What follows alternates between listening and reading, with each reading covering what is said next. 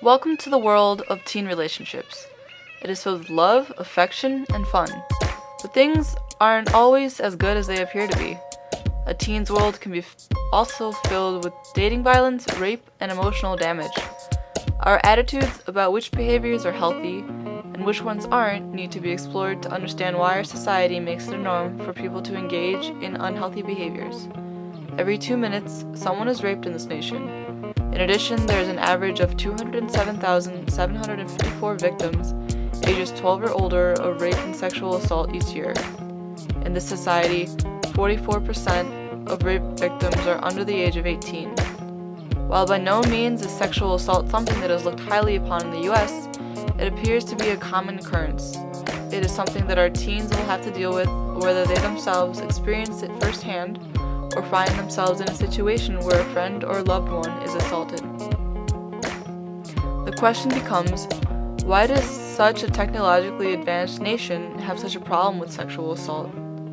It seems like it would be easy to educate kids at a young age about what healthy relationships look like and that sexual assault is wrong, given that we have so much media out there and it can be utilized to implement healthy attitudes into the minds of our young. However, it seems that the media itself could be what is giving teens the wrong idea. In much of our media, men are portrayed as aggressive, sexually dominant, and far from emotional. On the other side, women are portrayed as delicate, caring, and emotionally unstable.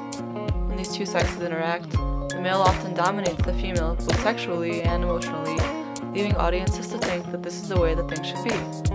Upon surveying a large group of high school students, I found that 11% of the students thought that males in a heterosexual relationship should control when it is appropriate for the couple to engage in sexual activity. They had the option of choosing male, female, or both when asked this question. Not one person said that the female should have this control. With this in mind, the fact that 9 out of every 10 rape victims was a female in 2003 isn't startling. Also, it is unfortunate but unsurprising that 1 out of every 6 American women has been the victim of an attempted or completed rape in her lifetime. The media cannot be single-handedly responsible for the way people perceive what's right. They are also heavily influenced by the attitudes of their peers. Let's use the school dance as an example. A freshman boy enters the dance floor and notices that the other males approach females on the dance floor and start grinding with them without asking for the female's permission. Believing that this is the only acceptable way to dance, this boy now follows the example of the other boys and begins grinding with the girl without her consent. He may think to himself that if the girl doesn't want him to grind with her, then she will simply walk away from him. Some girls, however, may not want to grind with a guy, but will continue to do so because they do not want to hurt the other guy's feelings. What I find interesting is that a girl is touched without her consent before she can say that she doesn't want to be touched by that guy. Teen society seems to think that touch without consent is appropriate.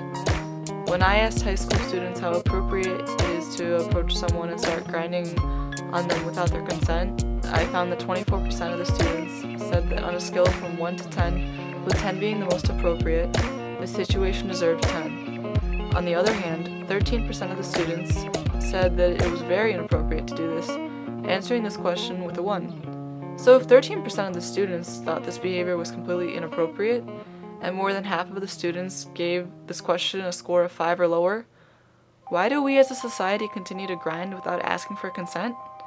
This question cannot be answered in a simple sentence, and it is some very nutritious food for thought. The next issue I'd like to explore is the misconceptions that people have about consent. When I asked teens what the age of consent is in Ohio, the top 3 answers were 16, 17, and 18. Though these ages are very close in number, not having knowledge of which one is the right one could mean the difference between an interaction qualifying as rape or not. While 44% of the teens I surveyed answered this question correctly, stating that the age of consent is 16, 40% of the respondents wrote that the age of consent is 18.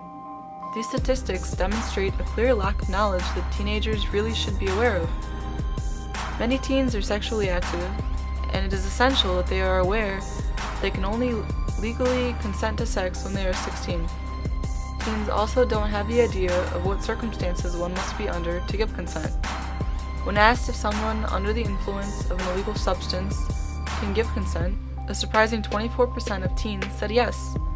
A person can only give consent if they are 16 or older, are not coerced into the activity, are completely sober, and are not engaging in the activity with someone that holds authority over them. I asked teens if it is considered rape when one member in a couple has sex with their partner without the partner's consent. Assuming that the couple has had sex before, I was surprised to find that 7% of responders had said that this doesn't count as rape. I thought that teens would know that any unwanted sex is considered rape, regardless of whether the two participants were in a relationship or had been sexually active with each other in the past. So what was the purpose of this video? I wanted to bring the misconceptions that people have about sexual assault to your awareness. It is important to educate teens about which behaviors are healthy and which ones aren't. Giving teens the right attitudes will make it more likely that these teens will pass these healthy attitudes down to their own children and to future generations. Rape is a large issue in the US now, but it doesn't have to be. You can show that you support the idea of changing attitudes about sexual assault by liking this video. By liking this video, you are also agreeing to take the pledge in the description section of this video. I challenge you to make a difference by sharing this video with your friends and loved ones. The more views the video gets, the more we know that people are getting exposed to healthy attitudes about sexual assault.